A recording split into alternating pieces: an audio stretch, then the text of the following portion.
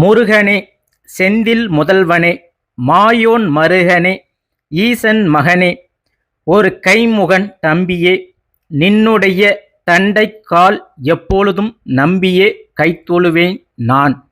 ஓம் சரவண பவ. அன்பார்ந்த மேசம் ராசி அன்பர்கள் அனைவருக்கும் வணக்கங்க. எல்லாம் எப்படி இருக்கிறீங்க? சரி, டைரெக்டாக விஷயத்துக்கு வரலாம். இன்னைக்கு இந்த வீடியோ பதிவில் என்னங்க பார்க்க போகிறோம்? அதாவது இன்னைக்கு நம்ம பார்க்க போகிற தகவல் என்ன அப்படின்னா, மேச ராசிக்காரங்க உங்களுடைய வீட்டு பூஜை அறையில் எந்தெந்த சுவாமி படங்களை கண்டிப்பாக நீங்கள் வச்சு வணங்கணும், அதே போல் எந்த சுவாமி படங்களை பூஜை அறையில் வச்சு வணங்கக்கூடாது, அதே போல் பூஜை அறையில் சாமி படங்களை எப்படி பராமரிக்கணும், எப்படி பூஜைகளை செய்யணும் அப்படிங்கிறத பற்றி இந்த வீடியோ பதிவில் பார்க்க போகிறோம். அதே போல் முக்கியமாக வழிபாட்டு முறைகள் என்ன அப்படின்றதையும் நாம் இந்த வீடியோவில் தொடர்ந்து பார்க்க போகிறோம். சரிங்களா? சரி, வாங்க வீடியோக்குள்ளே போகலாம். பொதுவாக ஜென்ரலாக எடுத்துக்கலாம். பூஜை அறை அப்படின்னாவே நம்ம வீடு கட்டும்போது கடவுளுக்கு அப்படின்னு ஒரு இடத்த நம்ம கண்டிப்பாக ஒதுக்கி கட்டணுங்க. இன்றைக்கி பொறுத்த வரைக்கும் வீடு பெருசாக கட்டினாலும் பூஜை அறை அப்படின்னு பார்த்தீங்கன்னா ரொம்ப சின்னதாக வச்சுருக்குறாங்க. அது குறிப்பாக சொன்ன போனால் நிறைய பேர் ஆடம்பரமாக வீட்டுக்குள்ளே தேட்ரு, ஹோம் தேட்ரு, நீச்சல் குளம் அப்படின்னு நிறைய வசதிகளோடு கட்டுறாங்க. ஆனால் கடவுளுக்கு அப்படின்னு ஒரு சின்ன இடம் கொடுக்குறாங்களா அப்படின்னு பார்த்தீங்கன்னா மறந்துட்டு போயிடுறாங்க. அதாவது முதல்ல கடவுளுக்குன்னு ஒரு அறை ஒதுக்கி பூஜை அறை அப்படின்னு ஒன்று வைக்கணுங்க. அதே சில பேர் கேட்டிங்கன்னா, எங்களுக்கு வசதி இருந்தால் நாங்கள் ஏன் செய்ய மாட்டோங்களா, ஆனால் நாங்கள் இருக்கிறதும் என்னமோ வாடகை வீடு, அதனால் நாங்கள் எப்படியெல்லாம் பூஜை அறையெல்லாம் வச்சுக்க முடியும், ஒதுக்க முடியும் அப்படின்னு சொல்லுவாங்க. இப்போ எல்லாம் ஜென்ரலாக பார்த்தீங்கன்னா ரெடிமேட் பூஜை அறை கூட வந்துருச்சுங்க. அந்த ரெடிமேட் அறையை கூட நீங்கள் வாங்கி பயன்படுத்தலாம். ஆனால் அப்படியும் சில பேர் சொல்லுவாங்க, அதுக்கு எங்களுக்கு வசதி கிடையாதுங்க, இருக்கிறதே ஒரே ஒரு ஆள், ஒரே ஒரு கிச்சன் தான். இப்படி இருக்கும்போது நாங்கள் எப்படிங்க ரெடிமேட் பூஜை அறையை நாங்கள் வச்சு வணங்க முடியும் அப்படின்னு சொல்கிறாங்க. ஆனால் இப்போ சில பேர் சமையல் அறையிலேயே பார்த்தீங்கன்னா பூஜை அறையை வைக்கிறாங்க. அதாவது சுவத்தில் கூட சாமி போட்டோவை மாட்டி ஸ்க்ரீன் போட்டு வச்சிருக்கிறாங்க. அதனால் நீங்கள் பணக்காரனாக இருந்தாலும் சரி, ஏழையாக இருந்தாலும் சரி, கடவுளுக்குன்னு ஒதுக்குன்னு ஒரு இடத்தை பூஜை அறையாக நாம் பாவித்து கொள்ளணுங்க. அதே போல் அந்த பூஜை அறையை எப்பவும் சுத்தமாக வச்சுருக்கணும், நல்ல வாசனை நிறைந்ததாக இருக்கணும்.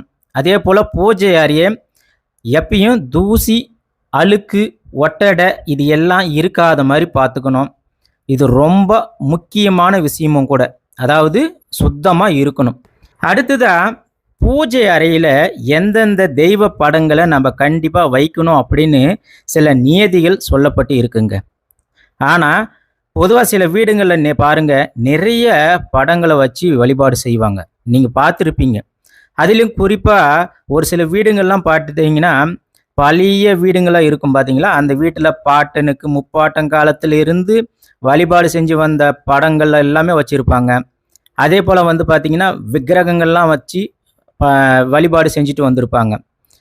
இன்னும் ஒரு குறிப்பாக சொன்ன போனால், எந்த வீட்டிலையும் பூஜை அறையை பொறுத்த வரைக்கும் தயவு செஞ்சு சாமி படங்கள் சிதிலம் அடையாமல் இருக்கிறத பார்த்துக்காங்க. சிதிலம் அடைஞ்சு இருந்துச்சுன்னா தயவு செஞ்சு அதை அப்ரூவ் படுத்துங்க, வீட்டில் வைக்காதீங்க.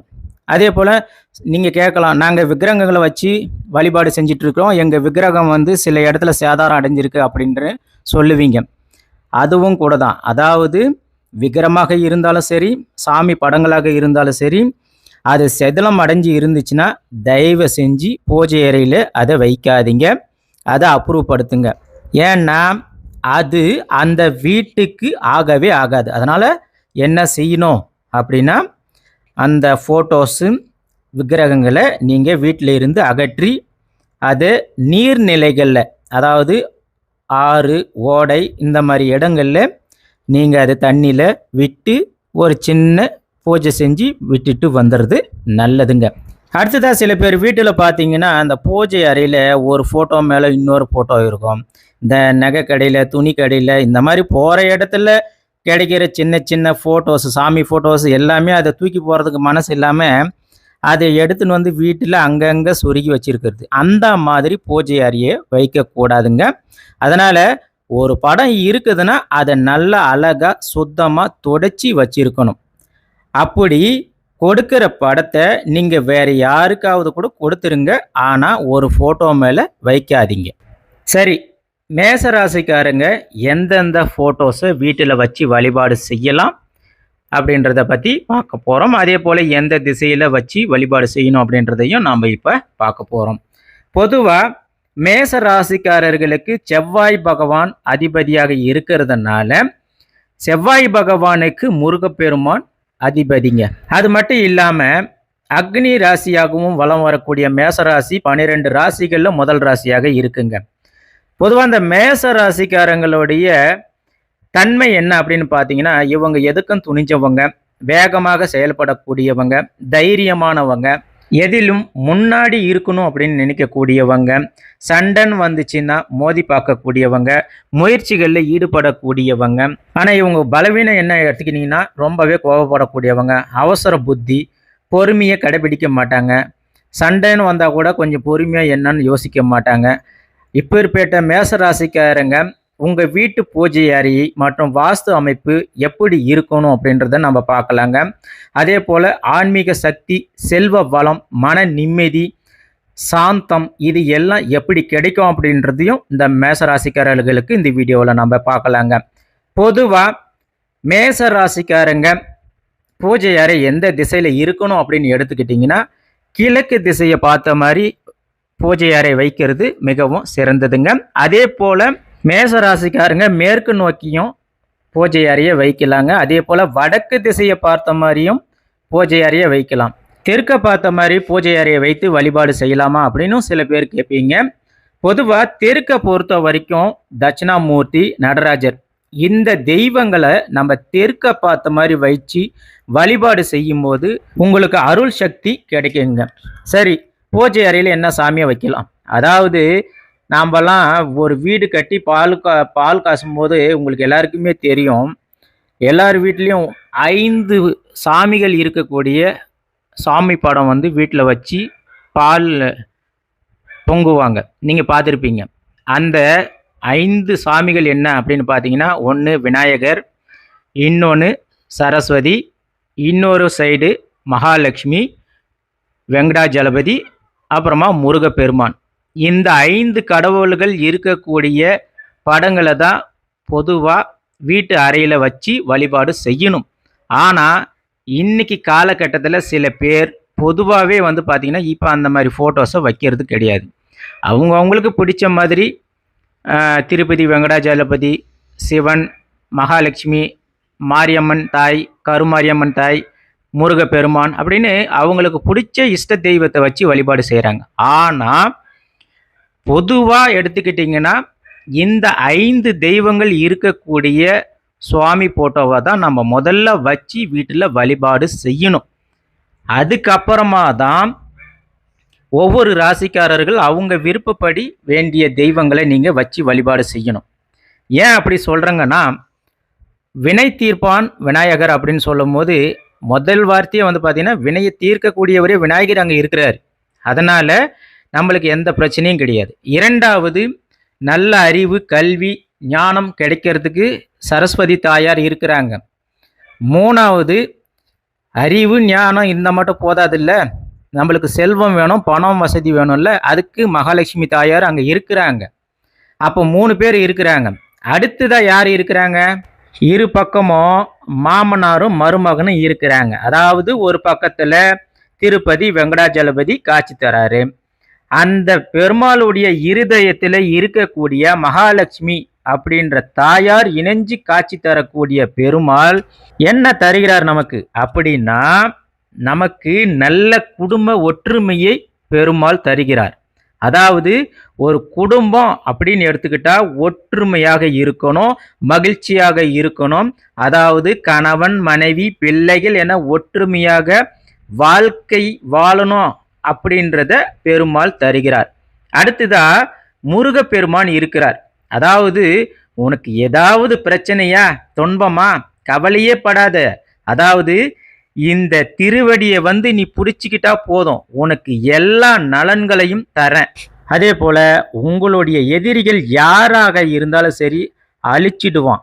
ஏன்னா வேல் கொண்ட துன்பத்தை தீர்க்கக்கூடிய சொந்த கடவுளாகிய கந்த கடவுள் அஞ்சாதே என தைரியத்தை கொடுத்து வெற்றி பரிசாக தரக்கூடிய தெய்வமாக முருகப்பெருமான் விளங்குகிறார். புரியுதுங்களா? அதாவது அஞ்சாதே அப்படின்ட்டு வெற்றியை உங்களுக்கு பரிசாக வழங்கக்கூடிய இடத்துல முருகப்பெருமான் இருக்கிறார்.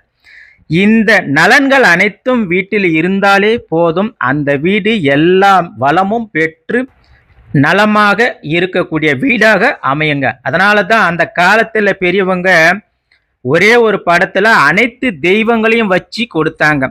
அதுக்கப்புறமா பார்த்தீங்கன்னா உங்களுக்கு பிடிச்ச மாதிரி அம்பாள், இல்லை அம்பிகை, எல்லாம் மீனாட்சி தாயார், கருமாரி தாயார், இல்லை உங்களுக்கு பிடிச்ச சிவபெருமானாக இருக்கட்டும், அண்ணாமலையாராக இருக்கட்டும், எனக்கு அண்ணாமலையார் உண்ணாமலையார் ரொம்ப பிடிக்குங்க அப்படின்னாலும் தாராளமாக நீங்கள் வச்சு வழிபாடு செய்யலாம்.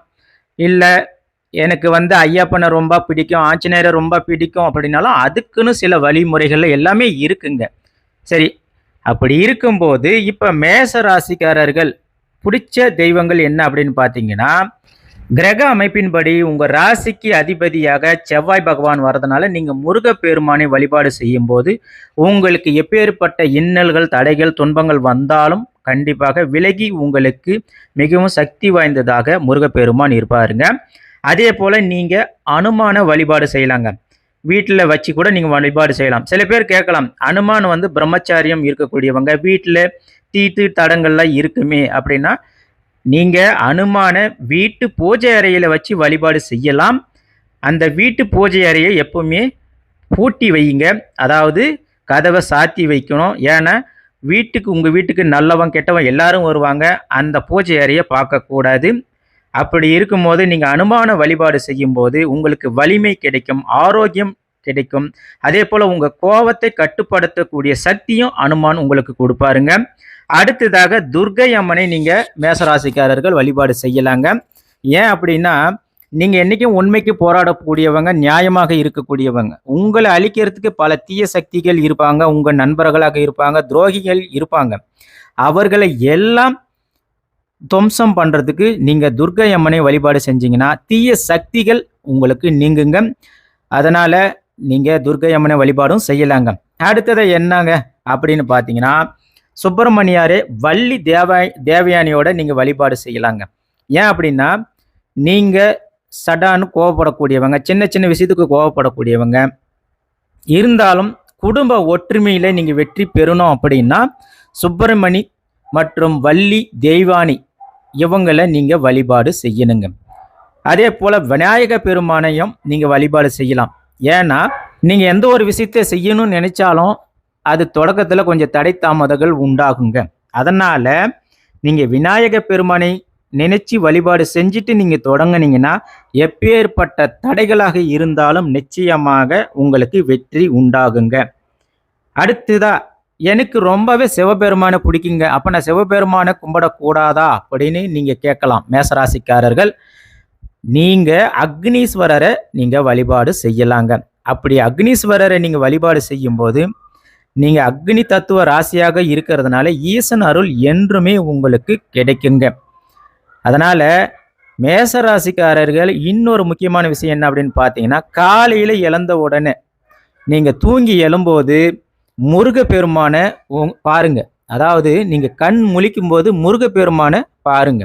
அப்படி பார்க்கும்போது உங்களுக்கு எல்லா வளமும் தினமும் கிடைக்கும். எந்த ஒரு பிரச்சனையாக இருந்தாலும் முருகப்பெருமான் அடித்து துவம்சம் செய்வாருங்க. அதாவது மேசராசி அன்பர்களே, உங்களுக்கு அதிபதி செவ்வாய் பகவான். அதனால செவ்வாய் பகவானுக்கு உகந்த தெய்வம் அப்படின்னு எடுத்துக்கிட்டிங்கன்னா முருகப்பெருமான் தான். அதனால உங்களுக்கு அதிர்ஷ்ட தெய்வம் யாரு அப்படின்னு கேட்டிங்கன்னா முருகப்பெருமான் தான். இதனால உங்களுக்கு முருகப்பெருமானை ரொம்ப பிடிக்கும் அப்படின்னா நீங்கள் கமெண்ட் பாக்ஸில் ஓம் சரவண பவ அப்படின்னு எழுதுங்க. அப்படி நீங்கள் எழுதும் போது உங்களுக்கு ஏதாவது ஒரு கஷ்டம் துன்பம் இருக்கு அப்படின்னா அதை நினைச்சு ஓம் சரவண பவ அப்படின்னு கமெண்ட் பாக்ஸில் எழுதுங்க. அப்படி எழுதும்போது நிச்சயமாக உங்களுக்கு எப்பேற்பட்ட இன்னல்களோ துன்பமோ அதை விலகி உங்களுக்கு இன்பத்தை முருகப்பெருமான் கொடுப்பாருங்க. அப்ப மேசராசிக்காரர்கள் முருகப்பெருமானை முக்கியமாக காலையில் தூங்கி எழுந்து முருகப்பெருமான் முகத்தில் முழிங்க, நல்லது நிச்சயமாக நடக்கும். ஆஞ்சநேயரையும் பாருங்க. சரி, வழிபாடு செய்யக்கூடாத தெய்வங்கள் என்ன? இப்போ ஒரு சில மேசராசிக்காரங்க கேட்பாங்க, எனக்கு சனீஸ்வர பகவானை ரொம்ப பிடிக்கும், நான் அப்போ வழிபாடு செய்யக்கூடாதா அப்படின்னு நீங்கள் கேட்கலாம். அதாவது மேசராசிக்காரர்கள் வீட்டு பூஜை அறையில் எந்தெந்த தெய்வங்களை வச்சு வழிபாடு செய்யணும் செய்யக்கூடாதுன்றதை தான் நம்ம பேசுகிறோம். அதனால் பொதுவாக சனீஸ்வர பகவானுடைய படங்களை நீங்கள் வீட்டில் வச்சு வழிபாடு செய்யக்கூடாது. நீங்கள் ஆலயங்களுக்கு சென்று வழிபாடு செய்யுங்க, வீட்டில் வச்சு வழிபாடு செய்யக்கூடாது. ஏன் அப்படின்னா சனி பகவான் செவ்வாய் பகவானுக்கு விரோதி. அதனால நீங்க எந்த ஒரு விஷயத்தை எடுத்துக்கிட்டாலும் அதுல சிக்கல சனி பகவான் கொடுப்பாருங்க. நீங்க ஒரு வேலையை ஆரம்பிக்கிறீங்க, ஒரு நல்ல விஷயத்துக்கு போறீங்க அப்படின்னா கூட உங்களுக்கு சனி பகவான் சிக்கலை உண்டாக்குவார். அதே போல மேச ராசிக்காரங்க விஷ்ணு பகவான் படுத்து உறங்குற மாதிரி படங்களை வச்சு நீங்கள் வழிபாடு செய்யக்கூடாது. ஏன்னா உங்களுக்கு நீங்கள் தினமும் அதை வழிபாடு செஞ்சுட்டு வந்தீங்கன்னா சோம்பேறித்தனம் உங்களுக்கு உண்டாக்கும். நீங்கள் ஏதாவது ஒரு முயற்சி செஞ்சாலும் அதில் தடை உண்டாகுங்க. அதே போல் யமபெருமானையோ வழிபாடு செய்யறது வீட்டில் அனுமதிக்க கூடாதுங்க. அடுத்ததாக பார்த்தீங்கன்னா நவ கிரகங்களை நீங்கள் வழிபாடு வீட்டில் வச்சு வழிபாடு செய்யக்கூடாது. ஏன்னா நவ கிரகங்கள் ஜென்ரலாக ஆலயங்களில் சென்று நீங்கள் வழிபாடு செய்யறது உகந்தது. ஆனால் வீட்டில் நவகிரகங்களுடைய ஃபோட்டோஸை வச்சு வழிபாடுலாம் செய்யறது முற்றிலும் நீங்கள் தகர்த்து கொள்வது நல்லதுங்க. அடுத்ததாக பார்த்தீங்கன்னா பூஜை அறையில் அப்பா அம்மா தாத்தா பாட்டி மூதாதையருடைய ஃபோட்டோஸ்லாம் நாங்கள் வச்சு வழிபாடு செய்யலாமா அப்படின்னு நீங்கள் கேட்கலாம். அதாவது மேசராசிக்காரங்களை பொறுத்த வரைக்கும் மூதாதையர்களோ அப்பாவோ அம்மாவோ இவர்கள் மனிதர்களாக பிறந்து இவர்களுக்கு அன்பு பாசம் துன்பம் வலி அப்படின்னு வாழ்ந்து இறந்தவங்க. அதாவது இவர்கள் தெய்வத்திற்கு நிகரானவர்கள் அல்ல, சாமானிய மனிதர்கள். அதனால பூஜை அறையில் குறிப்பாக மேசம் ராசிக்காரங்க மூதாதையர்களுடைய படங்களை வைத்து வழிபாடு செய்யக்கூடாது. மறுபடியும் சொல்கிறேன், எனக்கு அப்பானா உசுறு அம்மானா உசுறு, அவங்கள நான் எனக்கு கடவுளுக்கு சமமாக பார்க்குறேன் அப்படி இருந்தாலும் அவர்கள் பூமியில் மனிதனாக ஜனனம் எடுத்து வாழ்ந்து இறந்தவர்கள். அதனால் இவர்கள் தெய்வத்திற்கு சமம் கிடையாது. பூஜை அறையில் அவர்களை வைத்து வழிபாடு செய்யக்கூடாது. சரி, எங்கே வச்சு அவங்கள வழிபாடு செய்யலாம் அப்படின்னு கேட்கலாம். அதாவது மேச ராசிக்காரங்க குறிப்பாக உங்களுக்கு பிடித்த அப்பா அம்மா தாத்தா பாட்டி மூதையர்கள் ஃபோட்டோவை நீங்கள் வீட்டில் ஹால்லையோ இல்லை ஏதாவது ஒரு இடத்துல வடக்கு திசையை பார்த்து வச்சு வழிபாடு செஞ்சுட்டு வந்தீங்கன்னா உங்களுக்கு அவர்களுடைய அருள் சக்தி கிடைக்கும். அடுத்ததாக ஒரு முக்கியமான விஷயம் அப்படின்னு பார்த்தீங்கன்னா மேசராசிக்காரர்கள் கேட்பாங்க, எங்களுடைய குலதெய்வத்தோடைய படங்களை பூஜை அறையில் வைத்து வழிபாடு செய்யலாமா அப்படின்னு கேட்கலாம். 100% பூஜை அறையில் மேசராசிக்காரர்கள் குலதெய்வத்தோடைய புகைப்படங்களை வைத்து நீங்கள் வழிபாடு செய்யலாம். அது மட்டும் இல்லாமல் அதாவது மோஸ்ட்லி பார்த்தீங்கன்னா புகைப்படங்கள் இருக்கக்கூடிய குலதெய்வங்கள் குறைவு. அப்படி இருக்கும்போது நீங்கள் வச்சு வழிபாடு செய்யலாம். சில பேருடைய குலதெய்வங்கள்லாம் பார்த்தீங்கன்னா பெட்டியில் இருக்கும், சின்ன கல்லாக இருக்கும். அதே போல் சில பேர் நெடுங்கல்லாம் வழிபாடு செய்வாங்க. அப்படி இருக்கும்போது நீங்கள் 100% பூஜை அறையில் உங்கள் குலதெய்வத்தை வச்சு வழிபாடு செய்யலாம்.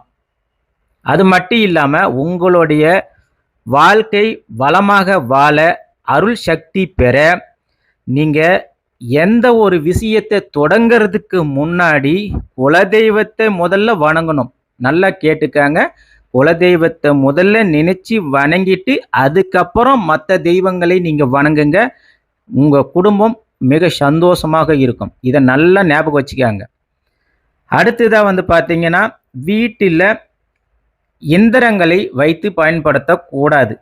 ஏன் அப்படி சொல்கிறேங்கன்னா, இந்திரங்கள் அப்படின்றதெல்லாம் வந்து பார்த்தீங்கன்னா, இந்த பில்லி, சூனியம், செய்வினை செய்யறதுக்கான மூலப்பொருளாக இருக்குது.